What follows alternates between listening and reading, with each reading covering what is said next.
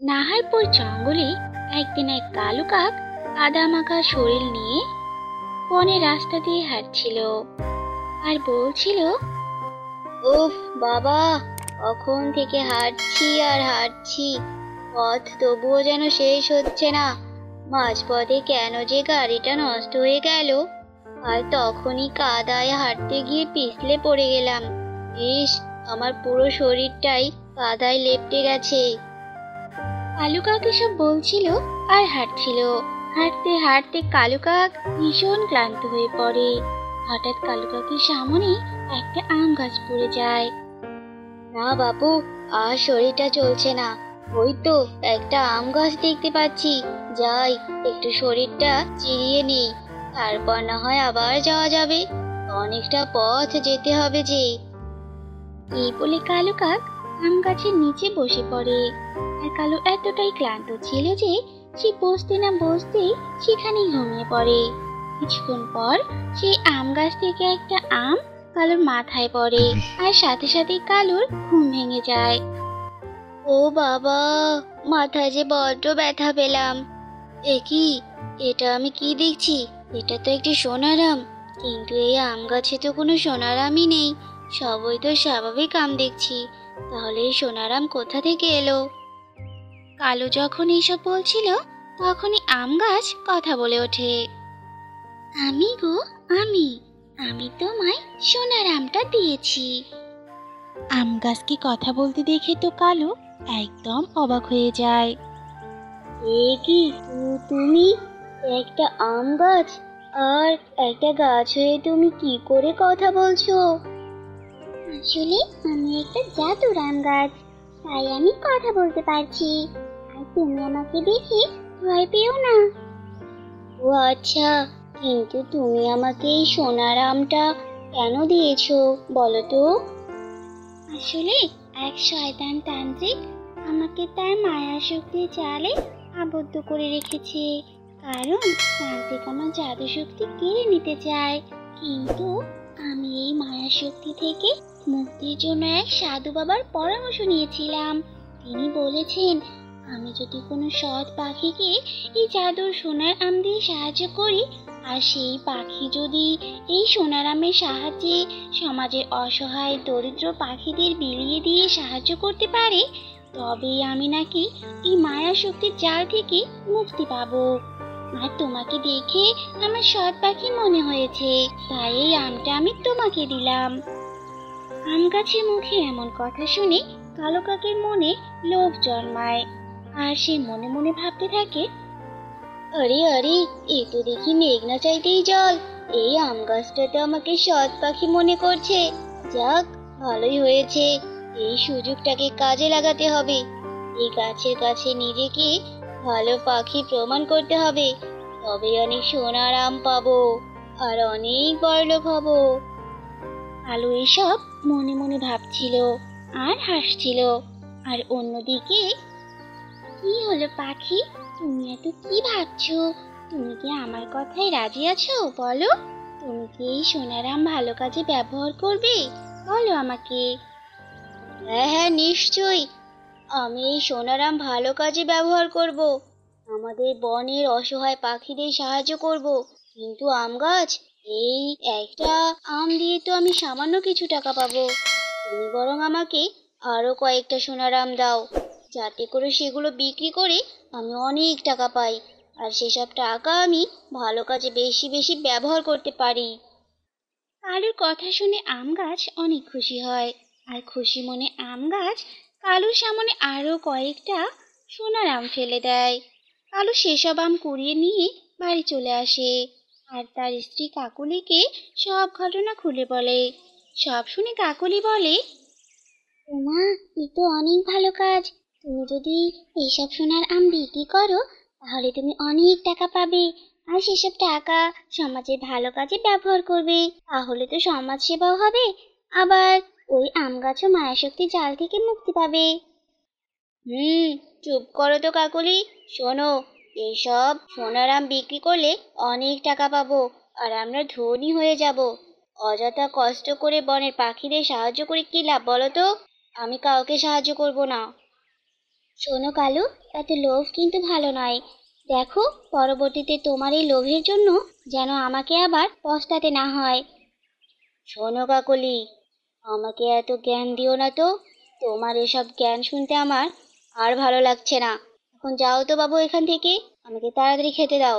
উফ বাবা, বড্ড খিদে লেগেছে, আমি ফ্রেশ হয়ে আসছি। এই বলে কালু ফ্রেশ হতে যায়, আর ফ্রেশ হয়ে খাবার খেয়ে সব সোনারাম নিয়ে বাজারে যায়। ভিডিওর মাঝখানে বিরক্ত করার জন্য দুঃখিত। বিরক্ত করার কারণটা হচ্ছে 1000 সাবস্ক্রাইব পূরণ হতে আর অল্প কিছু সাবস্ক্রাইব বাকি আছে। আমি বিনীতভাবে অনুরোধ করছি, ভিডিওটা দেখা মাত্রই সাবস্ক্রাইব করুন। আশা করছি আপনি আমার অনুরোধটি রাখবেন। আর সোনারাম বিক্রি করে কালু অনেকগুলো টাকা পায়। কিন্তু কালু সেসব টাকা অন্যদের সাহায্য না করে নিজের কাছেই রেখে দেয়। এভাবেই কালু কয়েকদিন পর পর সেই আম গাছের কাছে যেত, আর মিথ্যে মিথ্যে পাখিদের সাহায্য করার নাটক করে অনেকগুলো সোনারাম নিয়ে আসে। আর কিছুদিনের মধ্যে কালু অনেক বড়লোক হয়ে যায়, বাড়ি গাড়ি সব কিছু কেনে, কাকলিকে গয়নাও বানিয়ে দেয়। কিন্তু কালু কাকের লোভ তবুও কমেনি। সে আবারও সেই আম গাছের কাছে যায়, আর আম গাছকে গিয়ে বলে, আম গাছ, তুমি আমায় এতদিন যে সোনারাম দিয়েছিলে, আমি সব আম দিয়ে সমাজের দরিদ্র পাখিদের অনেক সাহায্য করেছি জানো। আমি অনেক ভালো কাজ করেছি। এখন তো আরো অনেকগুলো সোনারাম লাগবে গো। তাই বলি কি, তুমি আজ আমাকে 500 পিস সোনারাম দাও, তাহলে আর বারবার তোমার কাছে আসতে হবে না, আর অনেক সময়ও বেঁচে যাবে বলো। চুপ কর, বেঈমান লোভী কাক, তোকে আমি একটাও সোনারাম দেব না। সোনারাম তো দূরে থাক, তুই আমার কাছ থেকে একটা পচা আমও পাবি না, বুঝেছিস? তুই আমার সাথে বিশ্বাসঘাতকতা করেছিস। তুই আমার দেওয়া আমগুলো এতদিন কোনো ভালো কাজে ব্যবহার করিসনি, তাই তো আমার মায়ের শক্তির জাল এখনো কাটেনি। তুই এগুলো নিজে আত্মসাৎ করেছিস, তাই না? না না গাছ, তুমি ভুল বুঝছো। আসলে সত্যি আমি বনের দরিদ্র পাখিদের সাহায্য করেছি, বিশ্বাস করো। দেখো, তুমি যদি আমায় সোনারাম না দাও, তাহলে আমি বনের মোড়ল মশাইয়ের কাছে বিচার দেব, এই বলে দিলাম। শয়তান কাক, তুই কি বিচার দিবি? এর আগে আমি তোর বিচার করব। তোকে আমি অভিশাপ দিলাম, তুই সব ধন সম্পদ হারিয়ে একেবারে নিঃস্ব হয়ে যাবি, ধ্বংস হয়ে যাবি তুই। কালু কাকার কোনো কথা না বাড়িয়ে সেখান থেকে চলে যায়। আর ওই পথ দিয়ে একটা টোনা মন খারাপ করে আসছিল। টোনা আম গাছের গোড়ায় বসে কাঁদতে থাকে আর বলতে থাকে, হে আল্লাহ, এখন আমি কি করব? আমার কাছে তো কোনো টাকাও নেই। আমি মনে হয় তোমার ইচ্ছেটা আর পূরণ করতে পারবো না বাবা। আমাকে তুমি ক্ষমা করে দিও বাবা। এসব বলে টোনা অনেক কাঁদতে থাকে। টোনার এমন কান্না আর কথা শুনে আম গাছ কথা বলে ওঠে, এই যে পাখি, শুনছো? তুমি এভাবে কাঁদছো কেন? কি হয়েছে তোমার? আসলে কি আর বলবো দুঃখের কথা। আমার বাবার অনেক দিনের স্বপ্ন যে তার ছেলে ডাক্তারি পাশ করে বনে একটা হাসপাতাল দেবে। সেখানে বনের দরিদ্র অসহায় পাখিরা বিনামূল্যে চিকিৎসা নিতে পারবে। কিন্তু বাবা তো আর বেঁচে নেই। আমি তো ডাক্তারি পাশ করেছি, কিন্তু আমার কাছে যে কোনো টাকা নেই যে বনে একটা হাসপাতাল দিব। তাই মনের দুঃখে কাঁদছি গো। এসব শুনে আম গাছ মনে মনে ভাবতে থাকে, এবার পেয়েছি আসল সৎ পাখিকে। এই পাখিকে সাহায্য করলে আমি এই মায়া শক্তি থেকে মুক্তি পাবো। আচ্ছা পাখি, তুমি কোনো চিন্তা করো না, আমি হাসপাতাল বানানোর জন্য তোমাকে সব টাকা দেব। এই বলে আম গাছ টোনার সামনে কয়েকটা সোনার আম ফেলে দেয়, আর সেসব আম পেয়ে টোনা অনেক খুশি হয়। আর টোনা আম গাছকে ধন্যবাদ দিয়ে আমগুলো নিয়ে চলে যায়। অন্যদিকে কালো কাকের তো করুণ অবস্থা। হায় হায় রে, আমার এ কি হলো? কেন যে আমি এতগুলো টাকা লোন নিলাম কে জানে। এখন তো পাওনাদাররা আমাদের বাড়িছাড়া করবে কাকলি। আম গাছও তো বলে দিয়েছে আমাকে আর সাহায্য করবে না। কালু, তুমি কোনো চিন্তা করো না। আমি তোমার আড়ালে আমি কয়েকটা সোনার আম লুকিয়ে রেখেছিলাম। তুমি না হয় সেই সব আম বিক্রি করে দেনা পাওনাগুলো শোধ করে দাও। এই বলে কাকলি আলমারি থেকে লুকিয়ে রাখা সোনার আমগুলো বের করে নিয়ে আসে। তা দেখে তো কালু ভীষণ খুশি হয়ে যায়। এ কি কাকলি, এসব সোনার আম পচে গেল কিভাবে? হ্যাঁ, ছি ছি ছি, কি দুর্গন্ধ বের হচ্ছে। হায় হায় রে, এটাই বুঝি আমার লোভের প্রাপ্য।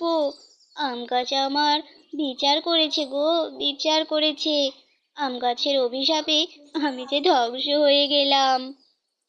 কালু আর কাকলি যখন এসব বলে কাঁদছিল, তখনই তাদের পাওনাদাররা আসে আর তাদের টাকা ফেরত না দেওয়ার জন্য কালু আর কাকলিকে মারতে থাকে আর বাড়ি থেকে তাড়িয়ে দেয়। অন্যদিকে টোনা সোনারাম বিক্রি করে বড় একটা হাসপাতাল দেয়। আর সেই হাসপাতালে টোনা গরিব অসহায় পাখিদের বিনামূল্যে চিকিৎসা করাতে থাকে। টোনার এমন সৎ কাজ করার কারণে আম গাছ তান্ত্রিকের মায়াশক্তির জাল থেকে মুক্ত হয়ে যায় আর আম গাছ ভীষণ খুশি হয়।